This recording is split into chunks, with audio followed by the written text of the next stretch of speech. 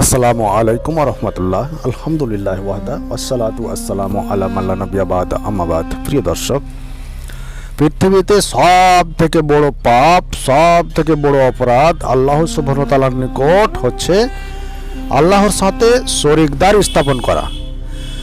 আল্লাহ সুবহানাহু ওয়া তাআলা এই গুনাহটি ক্ষমা করেন না। যদি মানুষ পৃথিবীতে ভুল বুঝতে পারে এবং কেঁদে কেটে আল্লাহর নিকট ক্ষমা চায়, নিশ্চয়ই আল্লাহ সুবহানাহু ওয়া তাআলা ক্ষমা করবেন। অন্যথায় যদি এই অপরাধ নিয়ে, এই গুনাহ নিয়ে যদি কাল কিয়ামতের কোর্টে উপস্থিত হয়, তাহলে তার আর ক্ষমা নেই। আল্লাহ তাআলা বলেন, ইন্নাহু মান ইউশরাক বিল্লাহি ফাকাদ হারামাল্লাহু আলাইহিল জান্নাতা ওয়া মাওয়াহুন নার ওয়া মা লিয-যালিমিন মিন আনসারিন। আল্লাহ সুবহানাহু ওয়া তাআলা বলেন, নিশ্চয় আল্লাহর সাথে শরীকদার স্থাপন করা, যদি কোনো মানুষ আল্লাহর সাথে শরীকদার স্থাপন করে, আল্লাহ সুবহানাহু ওয়া তাআলা তার জন্য জান্নাত কি করেন?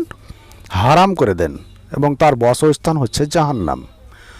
এবং অত্যাচারীদের কোনো সহযোগীকারী থাকবে না। কিয়ামতের মাঠে তার কোনো সহযোগীকারী থাকবে না, তাকে জাহান্নাম যেতে হবে।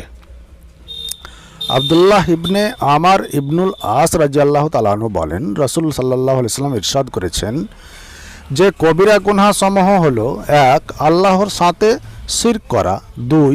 পিতামাতার অবাধ্য হওয়া, 3. মানুষ হত্যা করা, এবং 4. মিথ্যা শপথ করা।